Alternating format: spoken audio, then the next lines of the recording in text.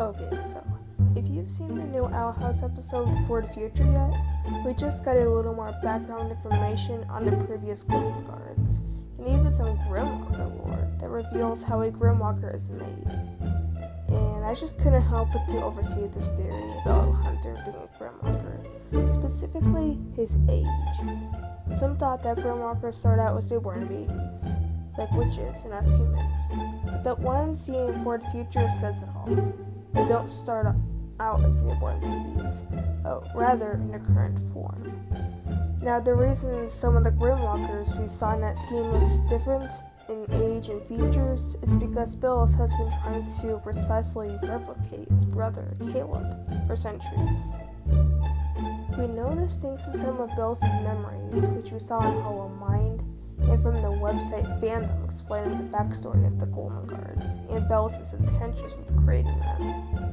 And we even see elsewhere that Bells, or in this case, Philip, has been trying to make a Grimwalker before he found the Collector, which means that he has been creating Grimwalkers way before he even became Emperor of the Brilliant Isles.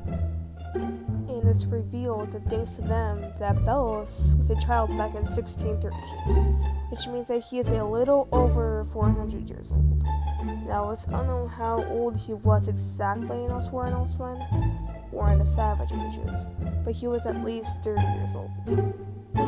Now, if you do some simple subtraction, this would mean that Bells has been trying to make an exact replica of Caleb for around 370 years. Now, since there's no exact number of Grimwalkers that Bells has created, we need to do some estimates. And yes, this theory is very math-based, and my dumb ass is in a massive class, but that's beyond the point.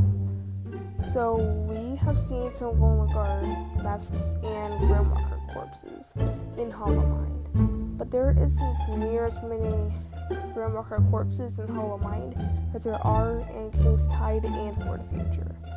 But despite the fact that we get a glimpse of the previous Golden Guards, we won't be making any estimates based on those. We're focusing on the Golden Guard masks and the Grimwalker corpses on the ground. Now, we're rather going to be using the clip from King's Tide instead of the clip from For the Future, because the scene in King's Tide shows more angles. Now, since it's almost impossible to count all of the corpses accurately, we're going to focus on the Golden Guard masks, since they are more visible and they stick out. So we see that there are a ton of Golden Guard masks from every angle. And if you look close enough, you can see that there are piles and piles of them, which means that there are way more masks underneath than what we see on the surface. Now, of course, I have counted all the masks that I see, but you can't go off of simply counting all the masks, because again, there are a lot of them buried as well. Now, I'm estimating that there are at least 50 corpses. At the most, 185 corpses. I say 185 corpses because we can only assume that all the other Golden Guards took near as long as Hunter did to rebel against Bellows, since Bellows did say that he was expecting Hunter to last longer than the other ones. This means that all the others lasted lesser than Hunter. So I'd say around 2 to 3 years was the span of each Grimwalker. And considering that Hunter is the latest in line, at least at the moment, that he's even younger than the others. Now, the reason I did the math the way I did to get 185 is because considering that Bellows has most likely been creating Grimwalkers for over 370 years, if we do the basic division, 370 divided by 3 is 185. Now, if we assume that some Golden Guards lasted around 3 years, we can say that there has been around 123.333. It's a long decimal. So it's only logical enough that each Golden Guard has lasted around 2 years at the most. And Hunter did also say that he was the youngest scout to become Golden Guard, which means that he is probably even younger than we all thought.